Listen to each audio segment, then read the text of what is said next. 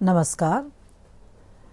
पिछले व्याख्यान में हम लोगों ने पीके के माध्यम से, मदर इंडिया के माध्यम से हिंदी फिल्मों का समाजशास्त्रीय अध्ययन समझने की कोशिश की थी।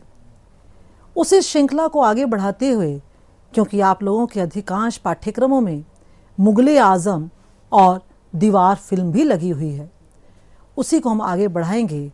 और अब हम सब जानते हैं कि जब हिंदी सिनेमा में भव्य फिल्मों की बात होती है तो उसमें मुगल-ए-आज़म का नाम सबसे पहले होता है। 1956 में प्रदर्शित मुगल-ए-आज़म ने आम जनमानस को प्रेम कथा की ऐसी घटना से जोड़ा जिसने हिंदी सिनेमा के इतिहास में मुगल-ए-आज़म शानदार नाम मील का पत्थर की तरह है। एक लोकप्रिय प्रशासक और इंसान के रूप में हम सभी अकबर को जानते हैं, लेकिन इस फिल्म में वह ऐसे पिता के रूप में देखने को मिले जिसे अपने ही पुत्र से विरोध है, क्योंकि उसे एक सामान्य लड़की से प्रेम हो जाता है। फिल्म में प्रेम की असाधारण अभिव्यक्ति हुई है। फिल्म के गाने, अभिनय और कहानी ने मिलकर लोकप्रियता के सारे रिकॉर्ड तोड़ दिए हैं। और दीवार अमिताभ बच्चन के जिंदा दिल अभिनय एक्शन के कारण बहुत लोकप्रिय हुई। शशि कपूर और अमिताभ बच्चन की जोड़ी ने इस फिल्म की लोकप्रियता को गहराई से प्रभावित किया। इस फिल्म ने सफलता के सारे रिकॉर्ड तोड़ दिए। अमिताभ बच्चन की एंग्री यंग मैन की छवि को इस फिल्म से और अधिक मजबूती मिली। 1975 में इसे सर्वश्रेष्ठ फिल्म का अवार्ड भी मिला। इस फिल्म से ही हिंदी सिनेमा की हिंसा की एक नई परिभाषा मिलती है। निरूपा राय की मां वाली भूमिका को इतना पसंद किया गया कि लोग बार बार इस फिल्म को देखने गए। अमिताभ बच्चन के जीवन में सुपरस्टार की पदवी इस फिल्म से तय हो गई। यह वह दौर था जब नायक प्रेम में डूबा हुआ था, लेकिन अमिताभ ने आम जनता की समस्या से लड़ने वाली भूमिका का चुनाव किया और उसे पसंद भी किया गया।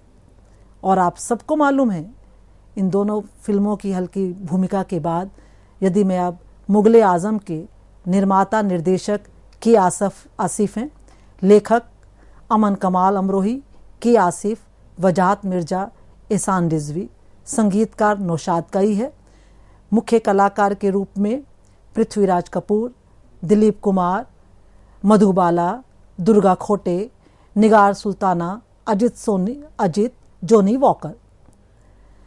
भारतीय सिनेमा के इतिहास में साथियों, मुगल-ए-आज़म एक ऐसी फिल्म है जिसने लोकप्रियता और सफलता के कई मानदंड एक साथ स्थापित किए। 5 अगस्त 1960 को प्रदर्शित मुगल-ए-आज़म हिंदी और उर्दू संवादों का ऐसा नायाब नमूना है जो विश्व स्तर पर चर्चा का विषय बनी। इस फिल्म के दृश्यों के लिए निर्देशक ने काफ़ी मेहनत की। मुगल-ए-आज़म के भव्य सेट और शानदार गीतों के लिए उसे आज भी याद किया जाता है। देखिए इसका पोस्टर कितना आकर्षक और नई तकनीक से युक्त पोस्टर है। फिल्म की कहानी इतिहास के अदृश्य पन्ने से उठाई गई है। कहानी भारत के सम्राट कहे जाने वाले अकबर के बेटे शहजादा सलीम यानी दिलीप कुमार और दरबार की नौकरानी की बेटी नादिरा यानी मधुबाला की प्रेम कहानी है। फिल्म में सलीम और अनारकली एक दूसरे से प्रेम करने लगते हैं। अकबर को अपने बेटे का राज दरबार की कनीज के साथ प्रेम करना उनकी प्रतिष्ठा के खिलाफ लगा। बहुत समझाने पर भी जब सलीम और अनारकली का प्रेम कम नहीं होता तो अकबर अनारकली को राज्य के कैद खाने में बंद करवा देते हैं। बहुत कोशिशों के बाद भी सलीम अनारकली को छुड़वा नहीं पाता। कुछ समय बाद अकबर अनारकली को छोड़ देते हैं। अनारकली के प्रेम में अकंठ डूबा सलीम किसी भी शर्त पर उससे शादी करना चाहता है, उसे पाना चाहता है, लेकिन अकबर स्वीकार नहीं करते। सलीम अपने पिता अकबर से बगावत कर देता है। पिता और पुत्र में भयंकर लड़ाई होती है जिसमें सलीम को पकड़ा जाता है। सलीम को उसकी बगावत के लिए मौत की सजा सुनाई जाती है। इसकी खबर जब अनारकली को लगती है तो वह वहां पहुंचती है। वहां पर अनारकली को आता देख अकबर का नौकर तोप उसकी ओर घुमा देता है। इसके बाद अकबर अनारकली को एक बेहोश कर देने वाला पंख देता है जो अनारकली को अपने हिजाब में लगाकर सलीम को बेहोश करना होता है। अनारकली ऐसा ही करती है। सलीम को ये बताया जाता है कि अनारकली को दीवार में चुनवा दिया गया है, लेकिन उसी रात अनारकली और उसकी मां को राज्य से बाहर भेज दिया जाता है। पिता और पुत्र के बीच प्रेम से पनपे इस दुर्भावनापूर्ण को के आसिफ ने बहुत ही मार्मिकता और जीवंतता से प्रस्तुत किया गया है। जिस समय यह फिल्म प्रदर्शित हुई उस दौर में स्त्री का खुलेआम प्रेम करना लगभग गुनाह माना जाता था। इस फिल्म में एक स्त्री का अपने प्रेम को खुलेआम स्वीकार करना और प्यार किया तो डरना क्या कहकर झूम कर गाना अनूठा और नया था। इस गीत को दृश्य में बांधने में 2 साल लग गए। इस फिल्म में स्त्री स्वाभिमान के साथ अकबर के जीवन से जुड़ी नई घटना का प्रदर्शन भी अनोखा है। इस गीत के साथ ही मोहे पनघट पे नंदलाल छोड़ गए रे, मोहब्बत की झूठी कहानी पे रोए, ए मोहब्बत जिंदाबाद बहुत ही चर्चित हुआ। हिंदी सिनेमा के इतिहास में के आसिफ पहले ऐसे निर्देशक थे जिनके लिए सिनेमा जुनून था। उन्हें इसी फिल्म के लिए विशेष रूप से जाना जाता है। कहा जाता है कि उन्होंने फिल्म निर्माण की कोई खास ट्रेनिंग नहीं ली। मुगले आजम को बनाने में कुल 14 वर्ष लग गए। पहली फिल्म फूल 1945 में आई जो कम चर्चित हुई। मुगले आजम जो कि 1960 में प्रदर्शित हुई और मील का पत्थर भी साबित हुई। कहा जाता है कि इस फिल्म को बनाने में आसिफ पूरी तरह से बर्बाद हो गए। जिस दौर में फिल्में 10-15 लाख में बन जाती थी उस दौर में मुगले आजम को बनाने में 1.5 करोड़ रुपए लग गए। इस फिल्म से जुड़ी अनंत कहानियां हैं जिसमें कुछ बहुत मशहूर भी हैं। आसिफ का नौशाद से पैसे देकर गाने लिखने को कहना और नौशाद का मना करना फिर मान जाना, गुलाम ली का फिल्म के लिए पहली बार गाने को तैयार होना आदि। यह फिल्म हिंदी नहीं बल्कि भारतीय सिनेमा के इतिहास की पहली ऐसी फिल्म थी जिसमें हजारों हाथी, घोड़ों और सैनिकों का प्रयोग हुआ है। सलीम और अकबर के बीच युद्ध के दृश्य में वास्तविकता दिखाने के लिए जयपुर रेजिमेंट के सैनिकों का भी इस्तेमाल किया गया। आसिफ ने तत्कालीन भारतीय रक्षा मंत्री कृष्णा मेनन से बाकायदा इसके लिए कानूनी स्वीकृति भी ली थी। प्यार किया तो डरना क्या गीत को शूट करने में 10 लाख से भी अधिक रुपए खर्च हुए। मुगले आजम के संवादों ने फिल्म की लोकप्रियता को नए आयाम दिए। विकिपीडिया पर फिल्म की कई विशेषताएं बताई गई हैं जिनमें से कुछ इस तरह से है। पृथ्वीराज कपूर और मधुबाला की अदाकारी के लिए फिल्म जानी जाती है। दूसरा, मधुबाला और दिलीप कुमार की जोड़ी इस फिल्म से बहुत हिट हुई। तीसरा, फिल्म के लिए बनाया गया शीश महल का सेट। उसके बाद युद्ध का बड़े पैमाने पर चित्रण, हाथी, घोड़े, पोशाक, आभूषण, हथियारों आदि का प्रयोग। जिंदाबाद जिंदाबाद, ये मोहब्बत जिंदाबाद गाने के कोरस में 100 से अधिक गायकों ने भाग लिया। उस्ताद बड़े गुलाम अली खां साहिब ने ठुमरी प्रेम जोगन बन के और शुभ दिन आयो गाई।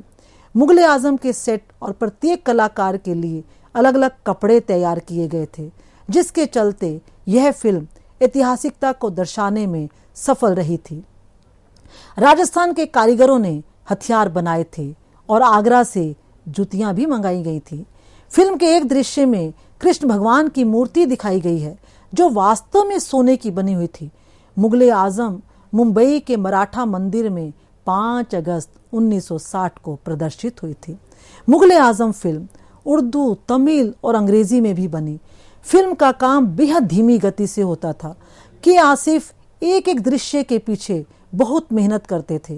पहले 1 साल में सिर्फ पृथ्वीराज कपूर और दुर्गा खोटे के दृश्य शूट हुए थे।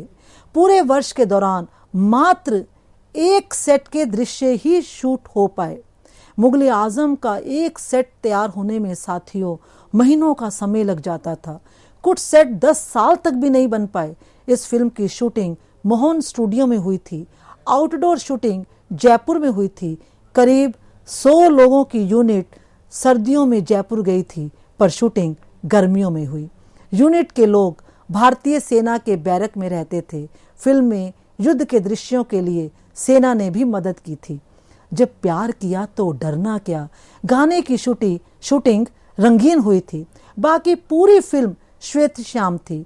इस गाने की शूटिंग के पीछे 1 करोड़ रुपए खर्च कर दिए गए थे, जबकि उस जमाने में 10 लाख रुपयों में भव्य फिल्म बन जाती थी। फिल्म की शूटिंग इतनी लंबी चली कि कई दृश्यों में दिलीप कुमार की उम्र अधिक और कई में कम लगती थी। इस फिल्म के 150 प्रिंट एक साथ प्रदर्शित किए गए, जो कि अपने आप में एक कीर्तिमान था। इस फिल्म ने कमजोर शुरुआत की और लोगों को लगा कि यह फिल्म असफल हो जाएगी, लेकिन इस फिल्म ने अभूतपूर्व कमाई की थी। फिल्म में मुगलकालीन समाज, संस्कृति और सत्ता का विविध पक्ष देखने को मिलता है। अकबर के जीवन का यह पक्ष इतिहास में अनसुना ही रह जाता है। अपने बेटे सलीम के लिए उनके मन में जो कुछ था वह इस फिल्म में सामने आता है, नहीं तो आम जनता तक पहुंच ही नहीं पाता। 60 के दशक में जितनी भी फिल्में निर्मित हुईं, उसमें मुगले आजम सबसे ज्यादा लोकप्रिय और चर्चित हुई।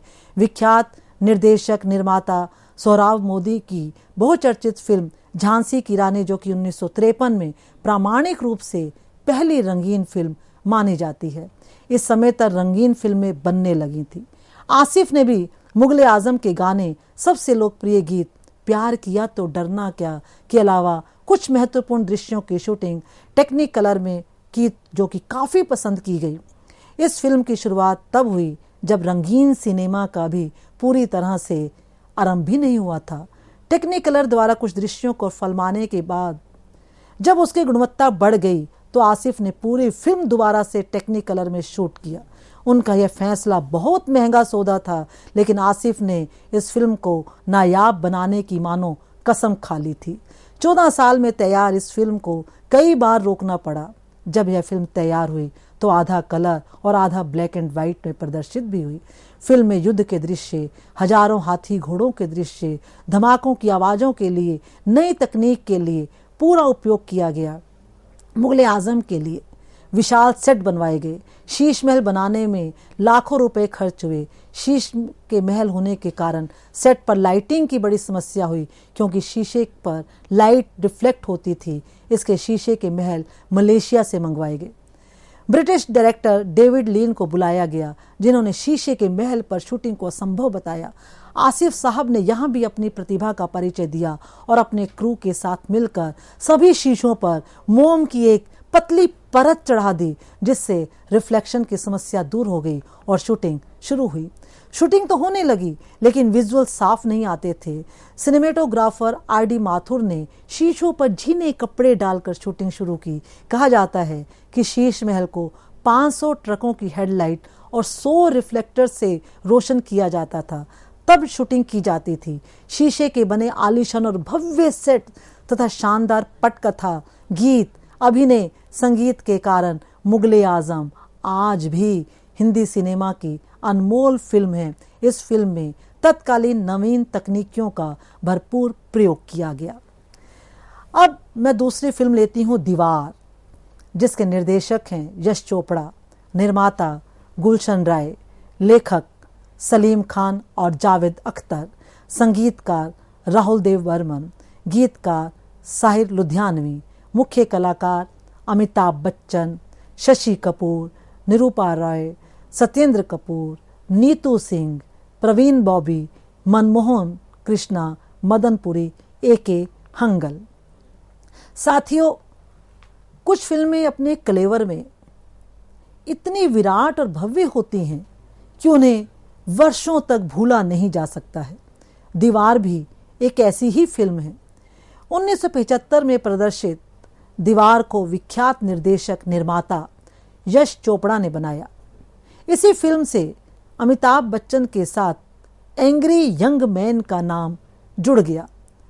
दीवार की कहानी अंडरवर्ल्ड डॉन हाजी मस्तान से जुड़ी हुई है। अमिताभ बच्चन ने हाजी मस्तान की जिंदगी को पर्दे पर जीवंत कर दिया। इस फिल्म ने हाजी मस्ताना के जीवन को फिर से समझने की नई दिशा दे दी।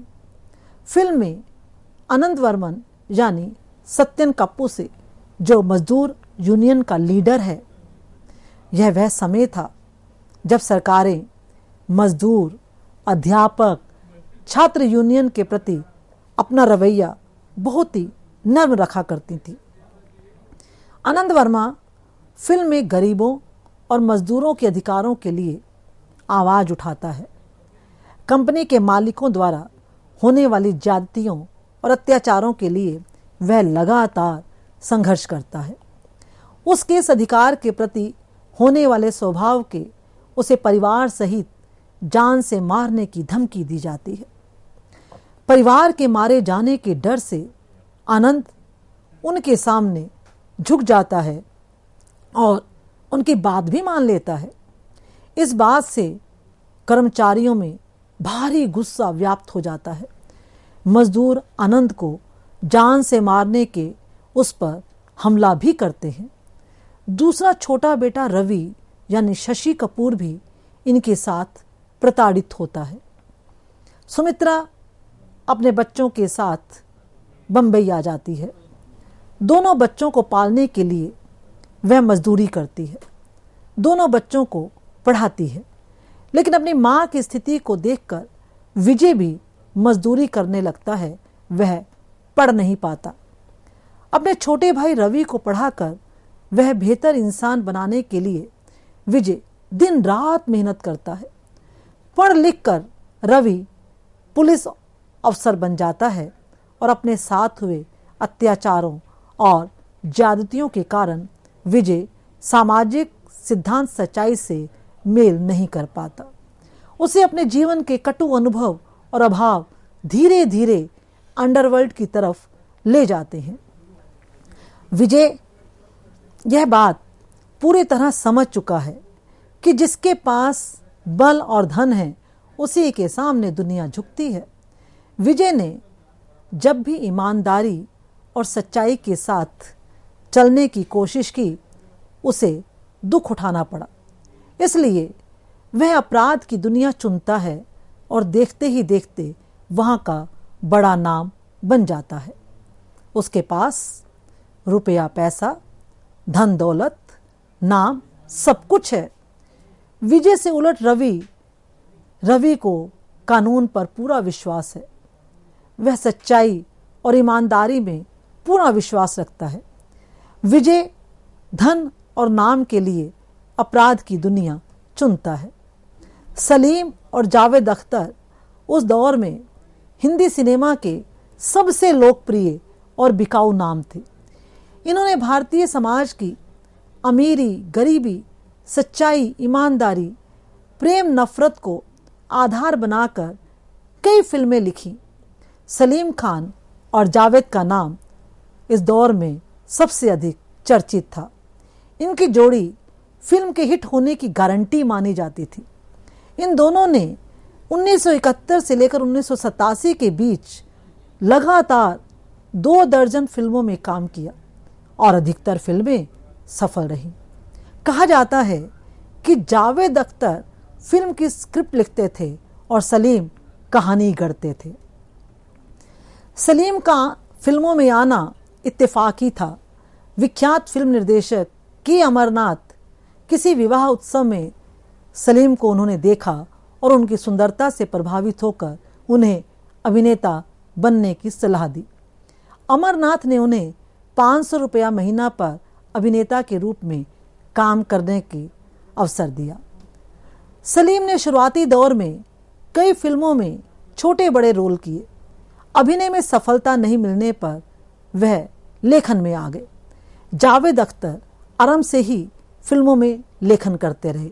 आरंभिक दौर में उन्हें भी संघर्ष करना पड़ा, लेकिन बहुत जल्द ही उन्होंने एक गीतकार और पटकथा लेखक के रूप में अपनी पहचान बना ली। जावेद आज भी दोनों में सफल लेखक माने जाते हैं। इस फिल्म से ही अमिताभ हिंदी सिनेमा और समाज में एंग्री यंग मैन के रूप में पूर्ण रूप से स्वीकार कर लिए गए। हालांकि इसकी शुरुआत उनकी जंजीर फिल्म से हो चुकी थी।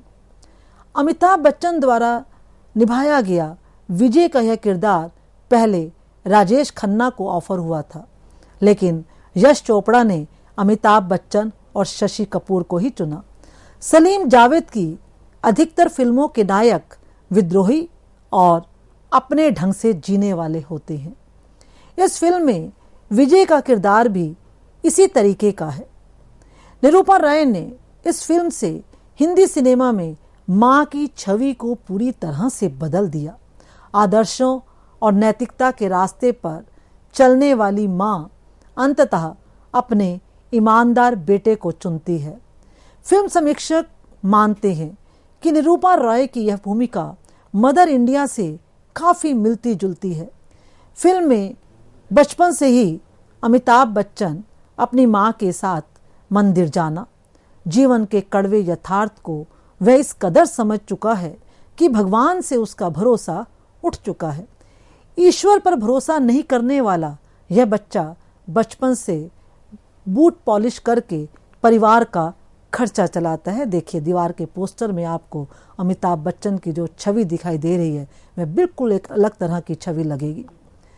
वह बचपन से ही इतना स्वाभिमानी है कि पॉलिश करने के बाद जब एक सेठ उसे हाथ में पैसा ना देकर जमीन पर फेंकता है तो वो कहता है, मैं फेंके हुए पैसे नहीं उठाता। सेठ बच्चे की इस खुददारी से बहुत प्रभावित होता है और अपने आदमी से बोलता है, देखना ये लड़का एक दिन बहुत आगे जाएगा। इस फिल्म के संवादों ने बहुत बड़ी सफलता प्राप्त की। फिल्म के एक दृश्य में जब कुछ गुंडे विजय को पीटने पहुंचते हैं तो वह कहता है, पीटर, तेरे आदमी मुझे बाहर ढूंढ रहे हैं और मैं तुम्हारा यहाँ इंतजार कर रहा हूँ। दरवाज़ा अंदर से बंद कर पीटर की ओर चाबी फेंकते हुए कहता है कि तुमसे चाबी लेकर मैं ये दरवाज़ा खोलूँगा। इस फिल्म के कुछ संवाद जो कि बहुत चर्चित हुए, देखिए, मेरा बाप चोर है, आज मेरे पास बंगला है, गाड़ी है, बैंक बैलेंस है, तुम्हारे पास क्या है? मेरे पास माँ है। पीटर, तुम मुझे वहाँ ढूंढ रहे हो और मैं तुम्हारा यहाँ इंतजार कर रहा हूँ। दीवार हिंदी सिनेमा की पहली ऐसी फिल्म है जिसने अमिताभ बच्चन की जो छवि निर्मित की वे आज तक लगभग वैसी ही बनी हुई है। तकनीक के हिसाब से देखें तो यह हिंदी सिनेमा का वह दौर है जब फिल्मों में कैमरा और उसका उपयोग बिल्कुल नए ढंग से होने लगा था। दीवार में अमिताभ बच्चन की गूंजती आवाज के लिए विशेष तरह से प्रयोग किया गया था। इस फिल्म ने मंदिर, मुंबई शहर की जीवंतता, तत्कालीन रहन सहन को कैमरे में पूरी जीवंतता के साथ प्रस्तुत किया। दीवार की पटकथा बिल्कुल नई थी। हिंदी सिनेमा में आदर्श और नैतिकता के द्वंद्व को लेकर कई फिल्मों का निर्माण हुआ, लेकिन यह फिल्म एक मिसाल बन गई। इस फिल्म ने न केवल बेहद लोकप्रियता प्राप्त की, बल्कि संवाद और पटकथा के नएपन के कारण हिंदी सिनेमा की धारा ही बदल दी। इस फिल्म से जावेद अख्तर और सलीम की लेखनी ने निर्देशकों और लेखकों के लिए नई दृष्टि भी दी। फिल्म के एक एक दृश्य को कैमरे में पूरी जीवंतता के साथ प्रस्तुत कर उसे आम जनता की संवेदना से जोड़ दिया गया। दीवार को देखने वालों की संख्या हर वर्ग में थी। यह ऐसी फिल्म साबित हुई जिसमें अमिताभ और शशि कपूर दोनों के अभिनय की दशा ही बदल गई। इस प्रकार कुल मिलाकर देखें तो कह सकते हैं कि मुगले आज़म और दीवार से हिंदी सिनेमा की पारंपरिक छवि टूटी। मुगले आज़म ने इतिहास की एक महत्वपूर्ण घटना को सामने लाने का भरपूर प्रयास किया, तो दीवार ने भारतीय व्यवस्था की विसंगति और प्रशासन की खामियों को मजबूती से उभारा। दोनों ही फिल्मों ने अपार सफलताएं प्राप्त की। दिलीप कुमार अमिताभ बच्चन को लोकप्रिय सितारा बनाने में इन फिल्मों की भूमिका निर्णायक है। दोनों फिल्मों ने भारतीय जनमानस को गहराई से प्रभावित किया, क्योंकि प्रेम और प्रशासन से टकराव उस समय की सबसे बड़ी समस्या थी। और मुझे लगता है कि समाज की इन दोनों समस्याओं से, इन दोनों ही तरह की समस्याओं को उठाकर ये जो दोनों फिल्में बनी हैं, इन्हीं समस्याओं के कारण इसके साथ दर्शक वर्ग जुड़ा और इसे पसंद भी किया गया।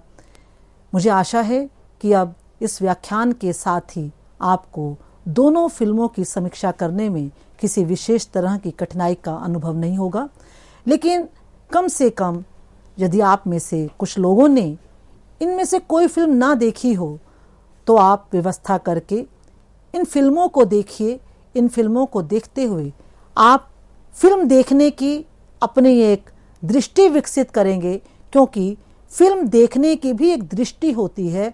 एक सामान्य दर्शक की हैसियत से फिल्म देखना और एक फिल्म समीक्षक की दृष्टि से फिल्म देखना और एक पाठ्यक्रम में लगी फिल्म को सब परीक्षा में आने वाले प्रश्न के हिसाब से उसको देखना, इस हर एक दृष्टि में अंतर होता है। तो मैं आशा करती हूँ कि इस व्याख्यान के बाद आप जब भी फिल्म देखेंगे तो आप एक समीक्षक की दृष्टि से फिल्म देखेंगे। आप जो उसका विश्लेषण करेंगे उससे आपका नज़रिया भी तय होगा और फिल्म देखने का आपका नज़रिया बदलेगा और आप अपने नज़रियों को बदलते हुए अच्छी फिल्मों का न केवल आपका मनोरंजन होगा बल्कि उससे आपको शिक्षा भी मिलेगी, आप प्रेरित भी होंगे और आप उसके हर पक्ष पर आप चर्चा कर पाएंगे। आप सबका बहुत बहुत धन्यवाद। नमस्ते।